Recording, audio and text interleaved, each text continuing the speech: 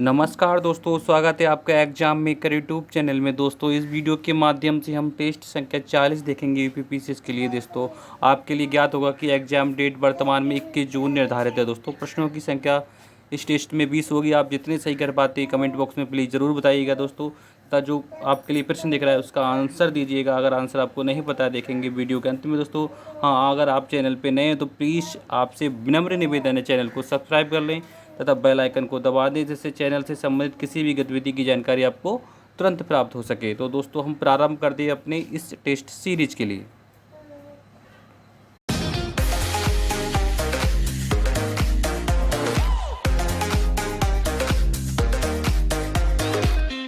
तो टेस्ट का प्रथम प्रश्न है दोस्तों कि निम्नलिखित में से किसे भारतीय पत्रकारिता का अग्रदूत कहा जाता है। ऑप्शन है आपका Harichand Mukherjee, option B Raja Rammohan Roy, option C दादा भाई नौरोजी, ऑप्शन डी भारतेंदु हरिश्चंद्र। तो सही आंसर दीजिए, आपके पास 3 सेकंड है दोस्तों। तो इसका सही आंसर है बी राजा राममोहन राय को भारतीय पत्रकारिता का अग्रदूत बोला जाता है। ठीक है, अब हम चलते हैं नेक्स्ट प्रश्न की तरफ दोस्तों। निम्नलिखित नदियों में कौन सी नदी कृष्णा की सहायक नदी नहीं है। कौन सी नदी कृष्णा की सहायक नदी नहीं है, बताइए। ए कोयना, बी भीमा, सी तुंगभद्रा, डी इंद्रावती, बताइए। तो जो इसका सही आंसर है वो डी इंद्रावती कृष्णा की सहायक नदी नहीं है, जबकि कोयना, भीमा और तुंगभद्रा तीनों ही कृष्णा की सहायक नदी हैं। ठीक है, नेक्स्ट प्रश्न है दोस्तों, प्रकृति में सर्वाधिक मात्रा में पाए जाने वाले कार्बोहाइड्रेट कौन सा है। Option A maltose, option B lactose, option C glucose, option D cellulose. तो 3 सेकंड है आपके पास। तो इसका सही आंसर है डी सेलुलोज, प्रकृति में सर्वाधिक मात्रा में पाए जाने वाला कार्बोहाइड्रेट है। ठीक है, सेलुलोज। क्वेश्चन नंबर 4 है दोस्तों, गुर्दे की कार्यात्मक इकाई होती है। Option A nephron, option B neuron, option D axon, option D धमनी। बताइए, 3 सेकंड है आपके पास। तो बिल्कुल सही आंसर सोचा है आपने, तो इसका सही आंसर है नेफ्रॉन। ठीक है, नेफ्रॉन को गुर्दे की कार्यात्मक इकाई माना जाता है। नेक्स्ट क्वेश्चन है दोस्तों, इंसुलिन नामक हार्मोन में कौन सा तत्व पाया जाता है। Option A copper, option B zinc, option C iron, option D aluminium. तो 3 सेकंड है आपके पास। तो बिल्कुल सही आंसर सोचे आपने, तो इसका सही आंसर है जिंक। ठीक है, इंसुलिन नामक हार्मोन में जिंक तत्व पाया जाता है। ठीक है, नेक्स्ट क्वेश्चन है दोस्तों, निम्नलिखित में से कौन सा सही सम्मिलित नहीं है। ए चुटक परियोजना सुरु नदी पर है क्या, नाथपा झाकरी परियोजना सतलज नदी पर है क्या, कालेश्वरम परियोजना गोदावरी नदी पर है क्या, रेणुका परियोजना राप्ती नदी पर क्या। तो आपके लिए बताना है कि इसमें कौन सा सही सम्मिलित नहीं है। तो इसका सही आंसर है डी, रेणुका परियोजना जो है राप्ती नदी पर नहीं स्थित है। ठीक है, ये यमुना नदी पर स्थित है रेणुका परियोजना। ठीक है, नेक्स्ट प्रश्न है दोस्तों, निम्नलिखित में से कौन सही सम्मिलित नहीं है। ये जुलू दक्षिण अफ्रीका में रहते हैं क्या, बद्दू नाइजीरिया में रहते हैं क्या, बोरा ब्राज़ील में रहते हैं क्या, माओरी न्यूजीलैंड में रहते क्या है। तो आपको बताना है इसमें कौन सा सही सम्मिलित नहीं है। 3 सेकंड है आपके पास। तो बिल्कुल सही आंसर सोचा है, तो इसका सही आंसर है बी बद्दू। ठीक है, बद्दू नाइजीरिया में न रह के अरब में रहते हैं। ठीक है, अरब में। ठीक है, नेक्स्ट क्वेश्चन है दोस्तों, निम्नलिखित में कौन एक गैसीय जैव रासायनिक चक्र नहीं है। निम्नलिखित में से कौन एक गैसीय जैव रासायनिक चक्र नहीं है। ए फास्फोरस चक्र, बी कार्बन चक्र, सी नाइट्रोजन चक्र, डी जल चक्र। बताइए। तो बिल्कुल सही आंसर सोचा है आपने, तो इसका सही आंसर है फास्फोरस चक्र एक गैसीय जैव रासायनिक चक्र नहीं है, जबकि कार्बन चक्र, जल चक्र, नाइट्रोजन चक्र ये एक जैव गैसीय रासायनिक चक्र हैं दोस्तों। ठीक है, नेक्स्ट क्वेश्चन है दोस्तों, पोलर वर्टिक्स हाल ही में सुर्खियों में रहा है, यह क्या है। पोलर वर्टिक्स, ऑप्शन ए ध्रुवों पर चलने वाली स्थानीय पवने, ऑप्शन बी ध्रुवों के चारों ओर चलने वाले हवा के भंवर, ऑप्शन सी ध्रुवों पर तेजी से बर्फ पिघलने की घटना, ऑप्शन डी ध्रुवों पर जलवायु परिवर्तन के मूल्यांकन के लिए चलाई गई एक योजना। बताइए, 3 सेकंड है आपके पास। तो बिल्कुल सही आंसर सोचा है आपने, तो इसका सही आंसर है बी ध्रुवों के चारों ओर चलने वाली हवा के भंवर को ही पोलर वर्टिक्स कहा जाता है दोस्तों। ठीक है, अगला प्रश्न है दोस्तों, हाल ही में हिमालयन नेटल चर्चा में रहा। हिमालयन नेटल चर्चा में रहा, ये क्या है। मलेरिया की दवा है, बायोडीजल है, कागज़ उद्योग के लिए एक अच्छा स्रोत है, या वस्त्र उद्योग के लिए एक अच्छा फाइबर है।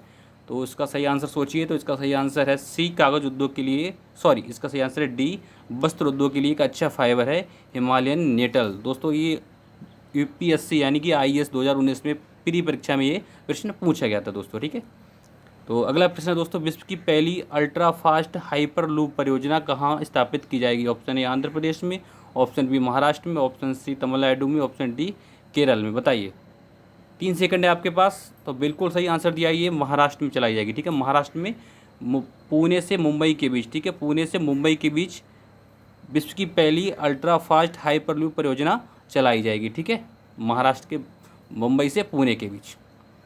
नेक्स्ट प्रश्न है दोस्तों, निम्नलिखित में कौन सा देश दक्षिणी चीन सागर से सीमा नहीं बनाता है? तो option A Vietnam, option B Philippines, option C Myanmar, option D Brunei. बताइए, 3 सेकंड है आपके पास। तो आपने जरा भी मैप को ध्यान से देखा हुआ तो आंसर दे सकते हैं। तो इसका सही आंसर है सी म्यांमार। ठीक है, म्यांमार दक्षिणी चीन सागर से सीमा नहीं बनाता है, जबकि वियतनाम, फिलीपींस और ब्रुनेई तीनों ही दक्षिणी चीन सागर से सीमा स्पर्श करते हैं। ठीक है, अगला प्रश्न है दोस्तों,